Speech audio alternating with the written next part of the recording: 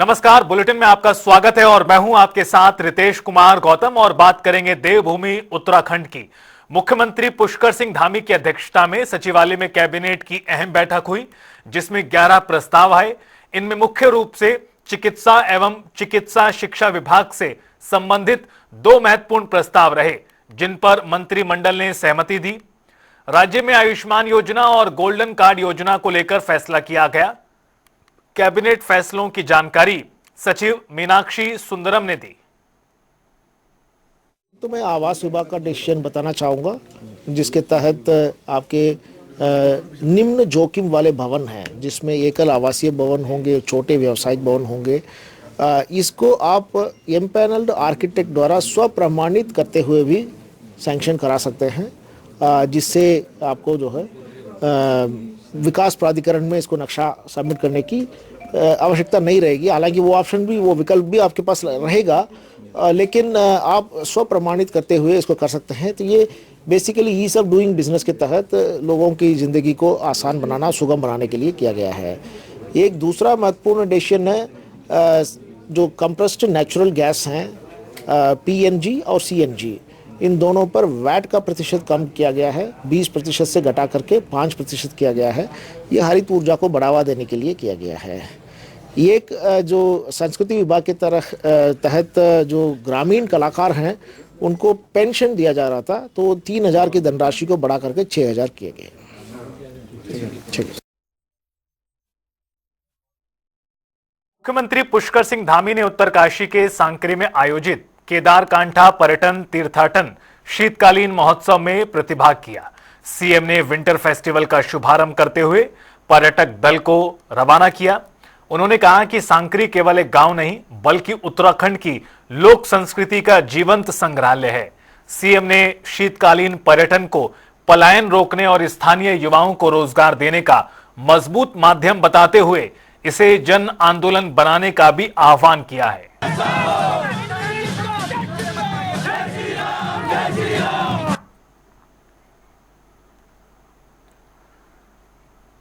तो वहीं पूर्व मुख्यमंत्री हरीश रावत ने बीजेपी पर उनकी छवि धूमिल करने का आरोप लगाते हुए ऐलान किया है कि वो कल बीजेपी कार्यालय पहुंचेंगे और उन पर लगे आरोपों का प्रमाण बीजेपी से मांगेंगे। इस पर बीजेपी प्रदेश अध्यक्ष ने पलटवार करते हुए जवाब दिया कि वो खुद हरीश रावत के स्वागत के लिए बीजेपी कार्यालय में मौजूद होंगे और उनके लिए वो कार्यालय में चाय की व्यवस्था भी करेंगे, और अगर हरीश रावत बीजेपी में आना चाहते हैं तो उनका भी स्वागत करेंगे। हरीश रावत जी का हम अपने कार्यालय में स्वागत करते हैं। हम उनके लिए बढ़िया सी चाय बनवा के रखेंगे। भोकू लगाने की आने की आवश्यकता नहीं है। बीजेपी के दफ्तर के अंदर आकर और वो भाजपा में हो जाएं, ऐसी मैं अपेक्षा भी करता हूं। मैं उनके स्वागत के लिए आ रहूंगा। लेकिन सर, वो तो प्रमाण मांगने के लिए आ रहे हैं कि 2017 से लेकर जो आरोप आप उन पर लगा रहे हैं, वो जनता प्रमाण दे रही है। हर प्रकार का प्रमाण जनता दे रही है। जब चुनाव आते हैं तो जनता 4 चुनाव में उनको प्रमाण दे चुकी है। इसलिए प्रमाण हमसे न मांगे, प्रमाण वो जनता से मांगे। वो कह रहे हैं कि मेरी जो भावना है उसको ठेस पहुंची है, आपने उन्हें पाकिस्तान का तपस्या करें भाई। किसी भावना ठेस पहुंचती है तो व्यक्ति तप करता है, तपस्या करता है और आगे से सही रास्ता पकड़े, इस काम में लगता है। बहुचर्चित अंकिता भंडारी हत्याकांड ने एक बार फिर सियासी तूल पकड़ लिया है। बीजेपी प्रदेश अध्यक्ष महेंद्र भट्ट ने कांग्रेस पर तीखा हमला करते हुए कहा कि कांग्रेस राजनीतिक लाभ के लिए एक महिला को हथियार बना रही है। भट्ट ने आरोप लगाया कि कांग्रेस ना तो आंदोलन में सबूत दिए और ना ही संवेदनशील मुद्दे पर जिम्मेदार राजनीति की। साथ ही चेतावनी भी दी और कहा कि माफी न मांगने पर प्रदेश भर में बीजेपी प्रदर्शन करेगी। हथियार बना दिया है। जो महिला जिसे अपना पति बोलती है, वो उसको अपना पत्नी मानने को तैयार ही नहीं। उसका सामाजिक कोई अस्तित्व नहीं है, ना समाज में उसको स्थान है। इस प्रकार की महिला से और 2 प्रकार के काम कांग्रेस कर रही है। पहला काम, हमारे राष्ट्रीय महामंत्री जो अनुसूचित जाति से संबंधित है, उनको अपमानित करने का काम करके पूरे अनुसूचित समाज को कांग्रेस के लोगों ने अपमानित किया है। दूसरा, अंकिता भंडारी की मृत्यु के बाद, और मैं जिस बात को पहले से कह रहा हूं, बार बार उस मृत आत्मा पर लांछन लगाने का कांग्रेस के लोग कर रहे हैं। अनेकों नाम अभी तक वो ले चुके हैं। सत्यता ये थी कि जब न्यायालय में मुकदमा चल रहा था, उनको भी कोई प्रूफ होता, कोई जानकारी तो न्यायालय में जरूर देते, लेकिन वहां वो पीठ दिखाकर भागे हैं। और आज उसकी मृत्यु के बाद बार बार उस बेटिया को अपमानित करने का काम कांग्रेस कर रही है, और कल एक हथियार के रूप में इस महिला का वो इस्तेमाल कर रहे हैं। उस महिला के माध्यम से अनुसूचित जाति के समाज पर भी लांछन लगाने का काम कांग्रेस ने किया है। हमारा अनुसूचित जाति का मोर्चा बहुत आक्रोशित है, और जब तक कांग्रेस के अध्यक्ष इसके लिए माफी नहीं मांगेंगे। हरिद्वार जिले के लक्सर क्षेत्र में दिन दिहाड़े हुई सनसनीखेज फायरिंग की वारदात ने पूरे इलाके में हड़कंप मचा दिया है और कानून व्यवस्था पर गंभीर सवाल उठाए हैं। दरअसल लक्सर फ्लाईओवर पर अज्ञात बाइक सवार बदमाशों ने कोर्ट पेशी के लिए ले जाए जा रहे कुख्यात अपराधी पर ताबड़तोड़ गोलियां बरसा दी। इस हमले में अपराधी के साथ साथ सुरक्षा में तैनात 2 पुलिस कांस्टेबल भी घायल हो गए। घटना के बाद से पूरे इलाके में दहशत का माहौल है। कानून व्यवस्था को लेकर गंभीर सवाल खड़े किए जा रहे हैं। जाम का फायदा उठा करके जो भी समझे उस पर फायर किया है, 2 गोलियां उसको लगी हैं और हाई सेंटर रेफर कर रखा है। बाकी हमारी टीमें लगातार चेकिंग कर रही हैं। जल्दी कौन लोग थे क्या थे उस पर हम कार्रवाई करेंगे और जल्दी लोगों को पकड़ लेंगे। सर ये जिससे गोली लगी आज कोर्ट पे इसकी पेशी थी और हार्डकोर क्रिमिनल बताया जा रहा है, कई सारे मुकदमे उस पे हैं, तो आज पेशी थी उसकी। एक पुलिस का रूटीन वर्क है, तो पुलिस उसको जब पेशी के लिए ला रही थी रास्ते में उस पर ही अटैक हुआ।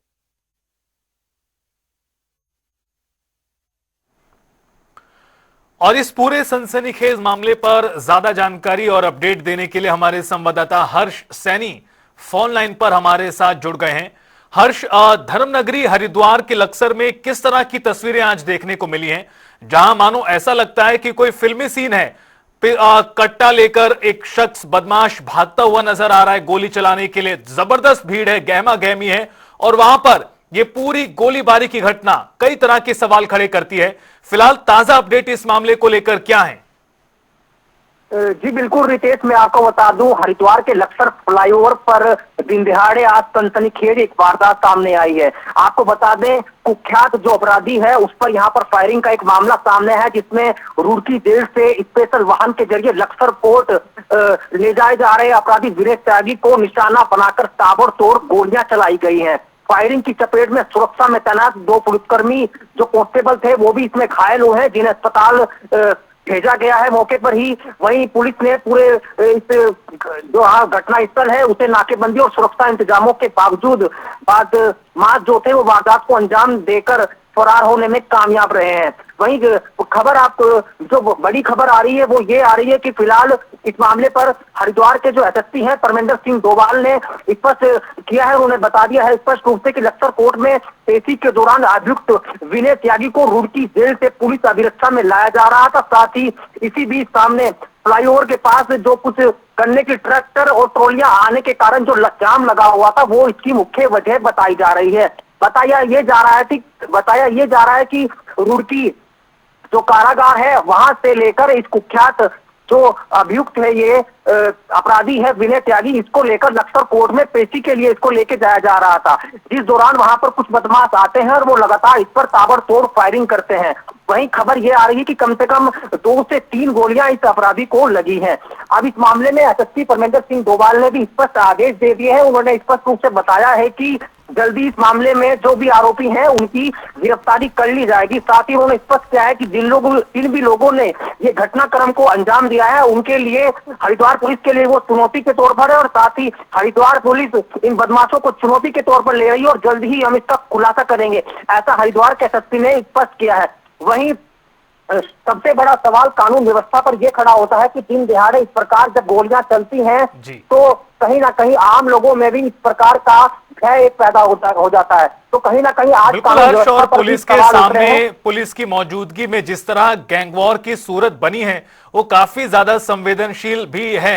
एक और सवाल हर्ष आपसे, चूंकि जो बताया जा रहा है जिस कुख्यात अपराधी को पेशी पर ले जाया जा रहा था उसको भी गोली लगी है, 2 पुलिस कांस्टेबल भी घायल हुए हैं, और इनके स्वास्थ्य को लेकर क्या अपडेट है?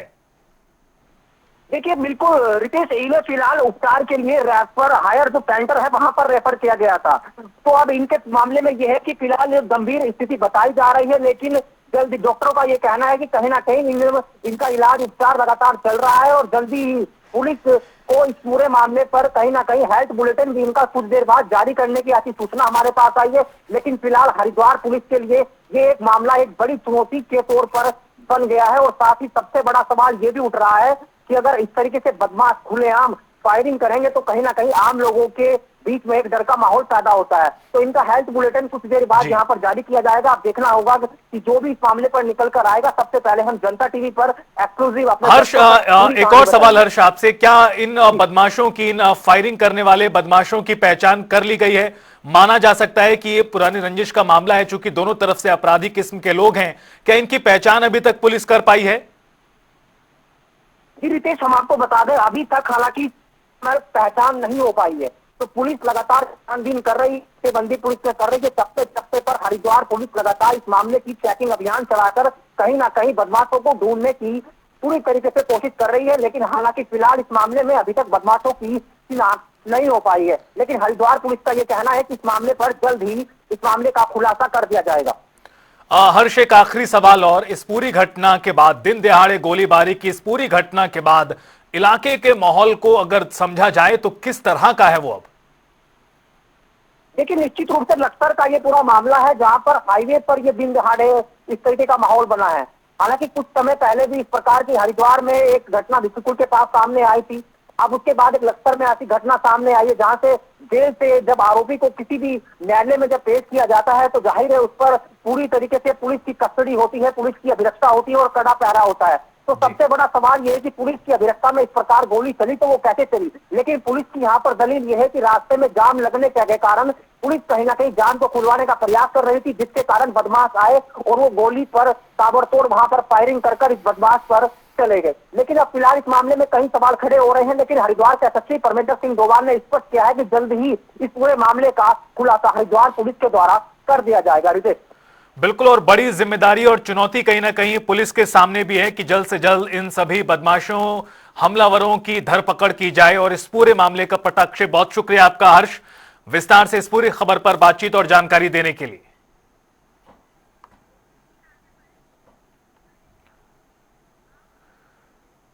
रुख करते अगली खबर का। पहाड़ों की रानी मसूरी में कांग्रेस कार्यकर्ताओं ने जोरदार हल्ला बोल किया।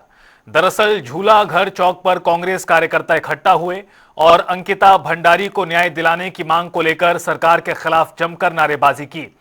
इस अवसर पर कांग्रेस के वरिष्ठ पूर्व विधायक, शहर कांग्रेस अध्यक्ष अमित गुप्ता और कांग्रेस नेता उपेंद्र थपली ने बीजेपी सरकार पर निशाना साधा और कहा कि प्रदेश में बेटियों के खिलाफ लगातार अत्याचार हो रहा है, लेकिन बीजेपी केवल बेटी बचाओ बेटी पढ़ाओ के नारों तक ही सीमित रह गई है। ये जो सारे मामले का जो खुलासा हुआ वो भाजपा के नेताओं द्वारा ही हुआ। अगर एक पति पत्नी का झगड़ा ना होता तो शायद वो ऑडियो क्लिप भी बाहर नहीं आती। वो ऑडियो क्लिप बाहर आई, लगातार उर्मिला ने 2 दिन से सोशल मीडिया पर उसको चलाया। उसने बताया कि किस तरह से भाजपा के दिग्गज नेता इस अंकिता हत्याकांड में उस सितंबर जो 2022 में जो हत्याकांड हुआ उसमें शामिल थे। क्या अभी भी भाजपा सरकार मौन है?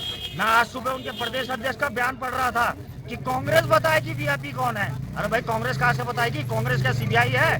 कांग्रेस ईडी है या सीबीआई? कांग्रेस इस मामले की जांच कर रही है। अरे प्रदेश अध्यक्ष जी, आपकी सरकार है, आपका राज है, आप इसकी तुरंत सीबीआई जांच गठित कीजिए। हमारे प्रदेश अध्यक्ष जी द्वारा आपको आज अल्टीमेटम भी दे दिया गया है कि 5 जनवरी तक का आपके पास अल्टीमेटम है। अगर आपने इसमें सीबीआई जांच गठित कर दी तो ठीक है, वरना 5 तारीख के बाद कांग्रेस पूरे उत्तराखंड की जनता को लेकर सड़कों पर लामबंद होगी। और जब तक अंकिता के जो वीआईपी है उनके नाम का खुलासा नहीं होता, उनको कड़ी से कड़ी सजा नहीं मिलती, तब तक ये आंदोलन जारी रहेगा। ये उत्तराखंड का ही नहीं, पूरे देश का और महिलाओं, खासकर महिलाओं का दुर्भाग्य है कि अंकिता भंडारी केस में ऐसी स्थितियां पैदा हो गई। ऑनरेबल कोर्ट ने भी जो है उनके हत्यारों को जो है जेल के पीछे रखा, लेकिन असल जो किसके लिए अंकिता भंडारी ने ये प्राण न्यौछावर किए, किसके लिए जो उसने अपनी बलि चढ़ाई, कौन वो बीजेपी का नेता है जिसका नाम बार बार उजागर होने के बाद जो है अप्रत्यक्ष रूप से उजागर किया जा रहा है। आज तो उन्हीं के लोगों ने ये कहना शुरू कर दिया कि फलां कोई गट्टू गट्टू, क्या गट्टू है गट्टू हम नहीं जानते, उसका नाम जो है आगे आने का वो किया जा रहा है। हम कह रहे हैं कि अंकिता भंडारी ने, हमारी एक छोटी बहन जिसने एक मिसाल पेश की। उत्तराखंड में हुए बहुचर्चित अंकिता भंडारी हत्याकांड एक बार फिर सुर्खियों में आया है, जहां पूर्व बीजेपी विधायक सुरेश राठौर की पत्नी की ओर से जारी किए गए एक सोशल मीडिया पोस्ट ने उत्तराखंड में राजनीतिक हलचलें तेज कर दी हैं, जिसमें उनकी ओर से एक शख्स का नाम सामने आया है, जिसको कथित तौर पर अंकिता भंडारी हत्याकांड में वीआईपी के तौर पर देखा जा रहा है।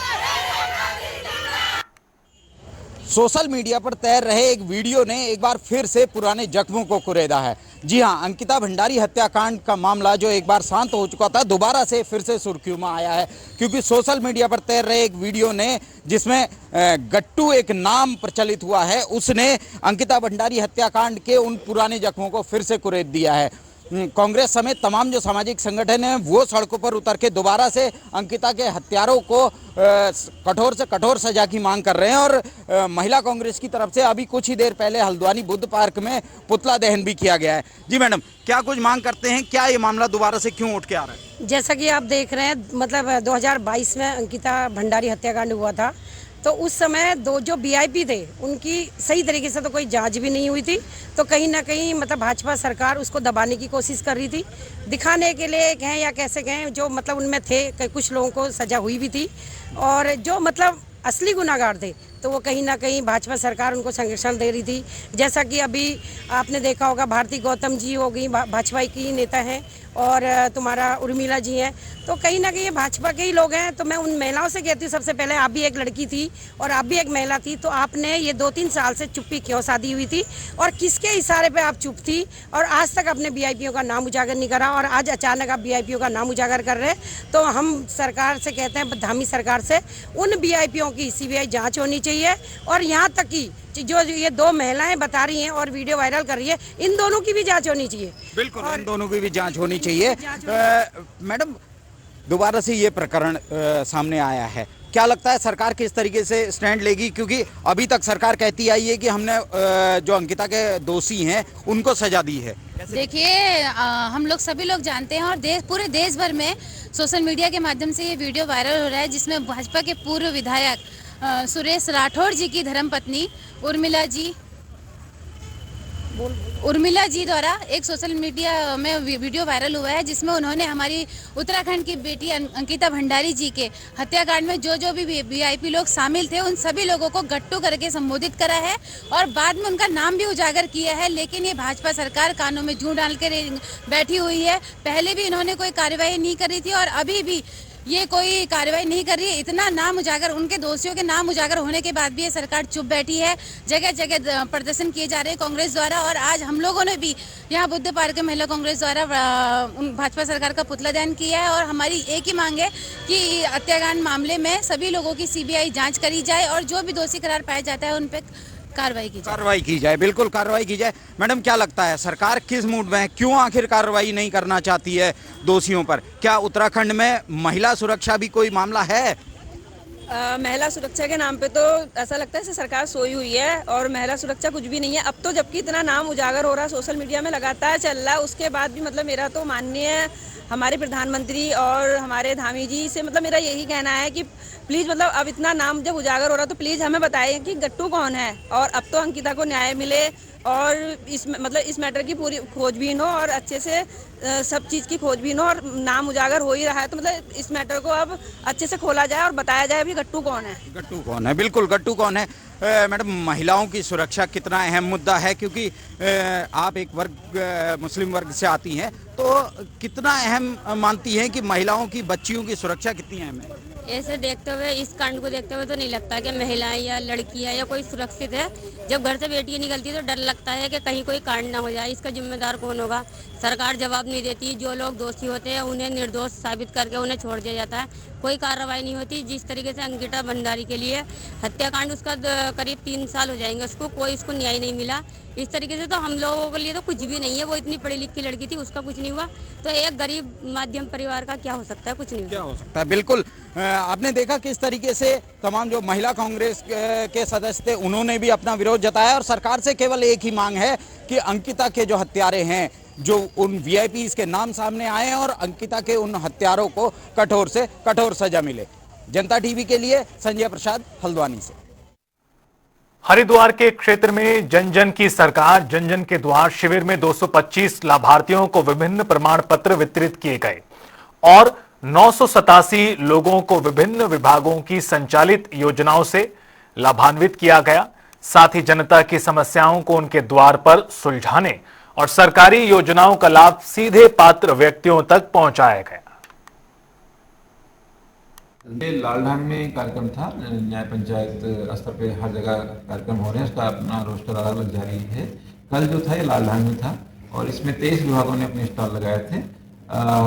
27 शिकायतों का मौके पर ही निस्तारण किया गया, 70 शिकायतें कुल प्राप्त हुई थी और इसमें 225 जो है लोगों ने वहीं पर जो स्टॉल लगे हुए थे विभिन्न योजनाओं का लाभ लिया और बड़ी संख्या में जो आसपास के ग्रामीण क्षेत्रों से लोग इस शिविर में उन्होंने प्रतिभाग किया। अब तक की टोटल में कितने हो? टोटल संख्या एक बार इसका जो अगर हम कहें चूँकि शिविर कई कई जगह चल रहे हैं तो उसका कंपाइलेशन जारी है और जो निस्तारण है उसका प्रतिशत है अभी लगभग 45% शिकायतों का निस्तारण लगातार मतलब तत्काल प्रभाव से हो जा रहा है और बाकी जो योजनाओं का लाभ है वो कोशिश है कि 100% योजनाओं का लाभ जो है मौके पे ही उनको दिया जाए।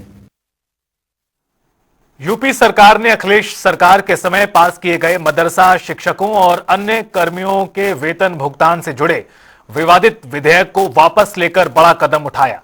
इसे लेकर हरिद्वार के संत समाज ने फैसले का स्वागत किया और इसे प्रशासनिक संतुलन की दिशा में जरूरी कदम बताया, जिसको लेकर महामंडलेश्वर रुपेंद्र प्रकाश ने सीएम योगी की इस फैसले के लिए तारीफ की, बधाई देते हुए कहा, यह निर्णय शिक्षा व्यवस्था में जवाबदेही और पारदर्शिता लाने वाला है। उत्तर प्रदेश सरकार का देर से लिया हुआ अच्छा फैसला है, क्योंकि किसी भी शैक्षणिक संस्थान को इतने अधिक अधिकार नहीं दिए जा सकते जिससे कि उनके ऊपर अगर वो कोई ऐसी अप्रिय घटनाएं वहाँ घटित होती है जिससे प्रशासन कोई कार्रवाई न कर सके। क्योंकि पूर्ववर्ती सरकार ने जिस प्रकार से मदरसों को और वहाँ के जो पढ़ाने वाले मौलवी आदि हैं उनको इतने अधिकार और इतनी असीमित पावर दी हुई थी, उसके कारण उसका दुरुपयोग हो रहा था। लगातार प्रतिदिन मदरसों में ऐसी घटनाएं हो रही थी जिस पर प्रशासन कोई कार्रवाई नहीं कर सकता। तो ये निर्णय उत्तर प्रदेश सरकार का, वहाँ के मुख्यमंत्री योगी आदित्यनाथ जी को मैं बधाई देता हूँ कि उन्होंने बहुत ही अच्छा और ये निर्णय लिया है। इस निर्णय से निश्चित रूप से जो पढ़ने वाले वहाँ पर छात्र हैं उनको राहत मिलेगी। बिजली कटौती के खिलाफ सड़क पर उतरकर प्रदर्शन करने के बाद कांग्रेस विधायक की मुश्किलें बढ़ गई हैं। दरअसल उन पर आरोप है कि वो अपने समर्थकों के साथ बिजली विभाग के अधिकारियों के सरकारी आवासों पर जा पहुंचे और बिना अनुमति बिजली आपूर्ति काट दी। बिजली विभाग का कहना है कि बिना शटडाउन खंभों पर चढ़कर लाइन काटी गई, जिससे बड़ा हादसा हो सकता था। मामले के बाद विद्युत विभाग हरकत में आया और उपखंड अधिकारी ने सिविल लाइंस कोतवाली में विधायक के खिलाफ तहरीर दी है। पुलिस ने शिकायत के आधार पर मामले की जांच शुरू की है। माननीय विधायक जी द्वारा प्रातः काल में ऐसा किया गया, संयोजन विच्छेदन किया गया जो कि नियम विरुद्ध था। उनके द्वारा यह कहना कि जनता में जो समस्या उत्पन्न हो रही, जनता को रोस्टिंग की वजह से एहसास दिलाने के लिए किया गया। 2-3 जगह मैंने फेसबुक में ये देखा उनका, ये उचित नहीं था। हमें एहसास रहता है जनता की तकलीफों का, क्योंकि हम भी इस काम को देखते हैं। हम भी जनता के पार्ट है, जनता से अलग नहीं है। हम भी जहाँ रहते हैं वहाँ लोगों की लाइन है, उसी लाइन से हम भी इस्तेमाल करते हैं। इस तरह से किसी चीज़ को एहसास जताने का तरीका बिल्कुल उचित नहीं था। माननीय विधायक जी आए और उन्होंने लाइट काटा। लाइट काटते वक्त वीडियो में देखेंगे आप स्पार्किंग हो रही है। स्पार्किंग की वजह से फेज और न्यूट्रल टच हुआ, जिसकी वजह से अंदर वायरिंग भी डैमेज हुई। हो सकता था कोई बड़ा हादसा होता। माननीय विधायक जी के लिए भी सुरक्षित नहीं था और घर के लोगों के लिए भी सुरक्षित नहीं था। माननीय विधायक जी कई जगह पे पोल पे चढ़े, वो भी सुरक्षा की दृष्टि से उचित नहीं लगा, था भी नहीं।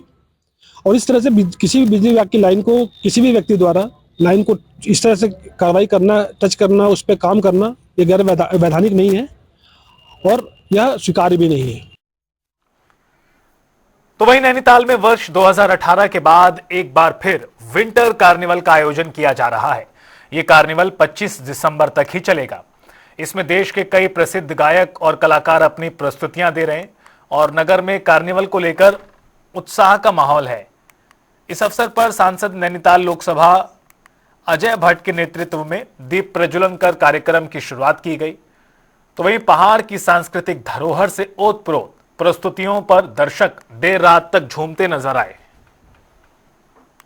हमारी संस्कृति बहुत बड़ी संस्कृति है और सबको लुभाने वाली है और मूल्य आधारित संस्कृति है।